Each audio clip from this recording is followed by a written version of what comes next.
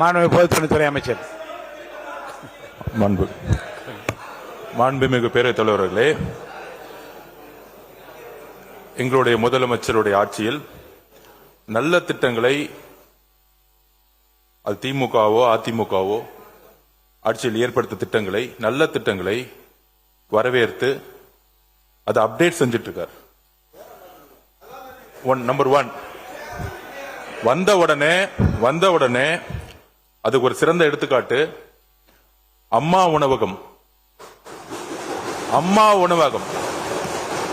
அம்மா உணவகம் எங்கேயும் சரியா செயல்படல.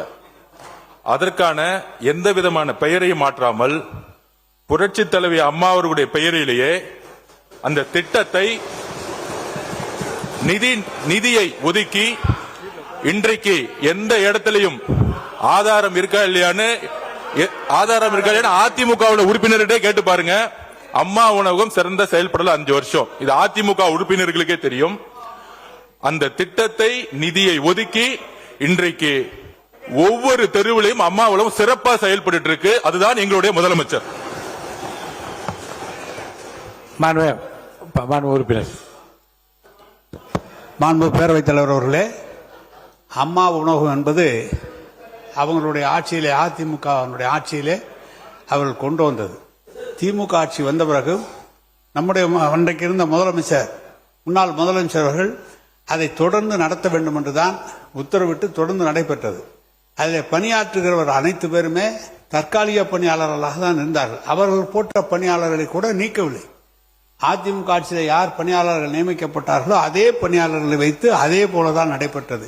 இன்றைக்கும் சொல்கிறேன், அவர்களும் சரி, நாங்களும் சரி, நீங்களும் சரி, அதற்காக நிதியை நீங்க அரசாங்கத்திலிருந்து தரவில்லை. ஒவ்வொரு நகராட்சியிலும் அந்த நிதியை பயன்படுத்திக் கொள்ள வேண்டும் என்று அப்படித்தான் பயன்பட்டுக் கொண்டு வருகிறது. நீங்கள் சொல்வது போல அதெல்லாம் எல்லா இடத்திலும் அவர்கள் ஆரம்பித்தது முழுமையாக அம்மா உணவகத்தை அன்றைக்கு நம்முடைய முன்னாள் முதலமைச்சர் அவர்கள் நடத்த சொல்லிதான் உத்தரவு இருந்தார்.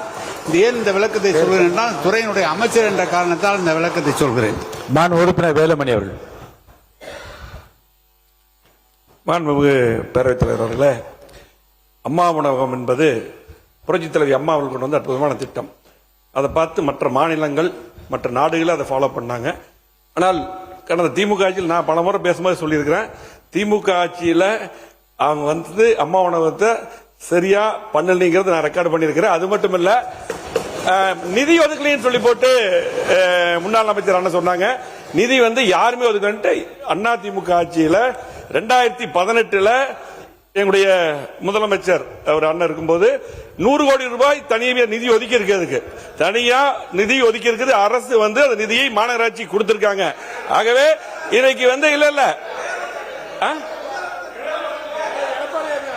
இல்ல ஒதுக்கி இருக்காங்க. ஆகவே அம்மா உணவகத்தை நான் அவர் அமைச்சராக இருக்கும் போதே நான் பேசியிருக்கேன், சரியா பண்ணல. அதே போல நாம அதிமுக ஆட்சி அமைச்சர் அவர்கள் தவறான தகவலை 8 ஆண்டு காலம் இந்த துறையில அமைச்சராக இருந்தவர். நாங்கள் அதற்கு பிறகு அமைச்சராக வந்திருக்கிறோம். இன்று வரை அரசு தனி நிதி உதவி அம்மா உணவகத்துக்கு தரப்படவில்லை. மாண்புமிகு பேரவைத் தலைவர்களே, உண்மை மக்களுக்கு தெரியும். கடந்த ஆட்சியில் அம்மா உணவகம் பெயரளவுக்கு பேப்பர்ல தான் இருந்துச்சு. எங்களுடைய முதலமைச்சர் வெற்றி பெற்ற பிறகு அதை சிறந்த முறையில் செயல்படுத்திக் கொண்டிருக்கிறார். இது அதிமுக உறுப்பினர்களுக்கும் தெரியும். நீங்க சொல்லி முடிங்க. பொதுவாக பேரளவில் இருந்தது மாண்பு அமைச்சர் அவர்கள் சொல்லக்கூடாது. ஒவ்வொரு உங்கள்கிட்ட இருக்க கணக்கு இருக்கு. ஒவ்வொரு நகராட்சியும் ஒவ்வொரு மாநகராட்சியும் எவ்வளவு செலவு செய்திருக்காங்க கணக்கு நீங்கள் கேட்டால் தெரியும். அம்மா உணவகத்துக்கு ஏன்னா 19 செலவு செய்யாமலாம் எழுத முடியாது கணக்கு. செலவு செஞ்சிருக்கிறோம். இன்னும் சொல்ல போனால் பேரிடர் காலங்களிலே எல்லா இடங்களிலும் எல்லா மக்களும் சென்று சாப்பிடலாம் என்று சொன்னது முன்னாள் முதலமைச்சர் அவர்கள் இட்ட உத்தரவு. எனவே அது சரியாக செயல்பட்டது. இன்றைக்கு நீங்கள் மேன்மைப்படுத்தியிருக்கிறீர்கள் என்று சொன்னார்கள், வரவேற்கிறோம். அவ்வளவுதானே தவிர நாங்கள் சரியாக செய்யவில்லை என்று நம்முடைய முன்னாள் அமைச்சர் வேலுமணி அவர்கள் இன்னைக்கு நான் அவரை பார்த்து சிரிச்சது தப்பா போச்சு. அவர் பேசிக்க வேணாம். உங்களுக்கு உறுப்பினர் எடப்பாடி பழனிசாமி அவர்கள். மாண்பு பேரவைத் தலைவர்களே, ஒரு ஆட்சி ஏற்படுகின்ற பொழுது ஒரு திட்டத்தை, புதிய ஒரு திட்டத்தை அறிவிக்கின்றார்கள். அதற்கு ஒரு பெயர் அந்த ஆட்சியாளர் வைக்கின்றார்கள். ஆட்சி மாற்றம் வந்தவர்களது புதிதாக ஆட்சி அமைக்கின்றவர்கள் அதே பெயரை வைத்து தொடர்ந்தால் பரவாயில்லை. அதற்கு மாற்று பெயர் வைக்கின்ற பொழுதுதான் இப்படிப்பட்ட நிலைமை வருகிறது, ஸ்டிக்கர் ஒட்டுகின்ற நிலைமை வருகின்றது. ஏற்கனவே இருந்த அரசாங்கம் ஒரு திட்டத்தை அறிவித்து அதுக்கு பெயர் சூட்டிக்க, அதே பெயர் தொடர்ந்தா இந்த பிரச்சனை வராது. அவை முன்னவர் மாண்பு பேரவைத் தலைவர் அவர்களே, இங்கே குறிப்பிடுகிற போது அதே பெயரை தொடர வேண்டும் என்று சொன்னார்கள். பல ஆட்சி காலத்தில் திராவிட முன்னேற்ற கழகமாக இருந்தாலும் மற்ற ஆட்சி காலத்திலும் நாம் பார்த்திருக்கிறோம். பெயர்கள் பல மாற்றப்பட்டிருப்பது என்பது உண்மை. சில இடத்தில் மாற்றப்பட்டிருக்கிறது, இல்லை என்று மறுக்க முடியாது. அப்படியே தொடர்ந்து ஒரு பெயரை வைத்துக் கொண்டு இருந்தது வரலாற்றில் இல்லை. மாண்புமிகு பேரவை துணைத் தலைவர்.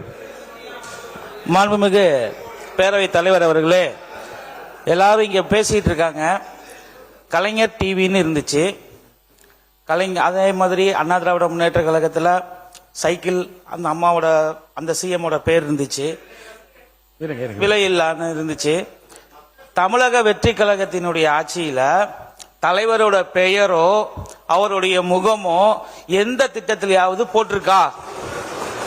மக்கள் வரி பணத்துல இருந்து எடுத்து செலவு செய்கிற எந்த ஒரு திட்டத்திலையும் கழக தலைவருடைய பெயரோ அல்லது அவருடைய புகைப்படமோ சொல்றேன் ஐயா ஐயா ஐயா ஐயா ஐயா ஒரு நிமிஷம். நீங்கெல்லாம் வந்து இருங்க இங்க பார்த்து பேசு. பேரவைத் தலைவர் அவர்களே, சுருக்கமா நம்ம முதல் முறையா ஆட்சி அமைச்சு இங்க வந்து அமைச்சரவையை வந்து ஏற்படுத்தி இருக்கிறோம். இந்த நேரத்தில் அந்த பள்ளி அறைகள்ல வந்து பாத்தீங்கன்னா, நீங்க தலைமை ஆசிரியரா இருக்கும் பட்சத்துல ஒரு சைடு பாத்தீங்கன்னா லாஸ்ட் பெஞ்சில் கத்திக்கிட்டு இருப்பாங்க, இங்கிட்டு இருந்து அங்கிட்டு மாறுவாங்க, அங்கிட்டு இருந்து இங்கிட்டு மாறுவாங்க. அந்த மாண்பே வந்து கெட்டு போகுது. இதையெல்லாம் பார்த்தும் நாங்கள் அமைதியாக தான் அமர்ந்து இருக்கின்றோம். எதுவும் உட்காருங்க, மாண்பு உறுப்பு உட்காருங்க.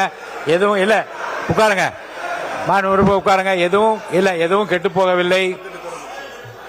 எதுவும் செம்மையாக சுவையாக நடந்து கொண்டிருக்கிறது.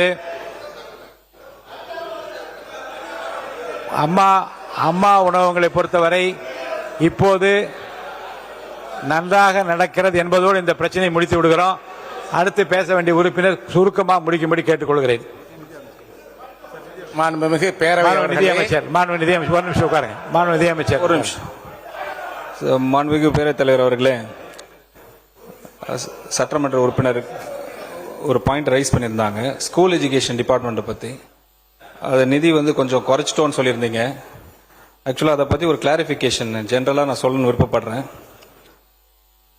அது ஃபார்மர் ஃபினான்ஸ் மினிஸ்டருக்கு தெரியும் நினைக்கிறேன். Budget estimate, revised estimate, actual, இந்த 3 கேட்டகரியில் தான் வந்து budget actuals end of the year நம்ம கால்குலேட் பண்ணுறோம். அந்த அடிப்படையில் பார்த்தீங்கன்னா 2024-25 அதில் பார்த்தீங்கன்னா டிஎம்கே கவர்மெண்ட் பட்ஜெட் எஸ்டிமேட்டில் 44,042 ரூபா பட்ஜெட் எஸ்டிமேட்டில், ரிவைஸ் எஸ்டிமேட்டில் வர பார்த்து 40,041, 412, ஆக்சுவல்ஸ் 38,759. அப்போ 2024-25 வந்து 44,042 பட்ஜெட் எஸ்டிமேட்ல, ரிவைஸ் எஸ்டிமேட்ல 40,412, ஆக்சுவல்ஸ்ல 38,759 குறைஞ்சிருக்கு 24-25. ஆக்சுவல்ஸ் வர பார்த்து 42,351. அப்போ ஃபர்ஸ்ட் பட்ஜெட் எஸ்டிமேட்ல தாக்கல் பண்றது ஒன்றும் ஆக்சுவல்ஸும் குறைஞ்சிருக்கு. ஆனால் இந்த நம்ம தாக்கல் பண்ணதில் அதே இந்த 26-27 ரிவைஸ்ட் பட்ஜெட் எஸ்டிமேட்டில் டிஎம்கே கவர்மெண்ட் இன்ட்ரிம் பட்ஜெட்டில் தாக்கல் பண்ணதில் 26-27 நான் சேலரி ஐட்டம்ஸ் சொல்லுவாங்க.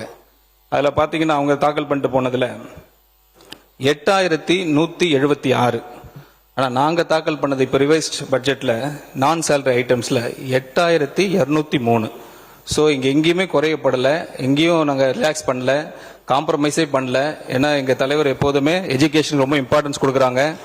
அதை இந்த மாமன்றத்தில் நான் தெரிய விருப்பப்படுறேன்.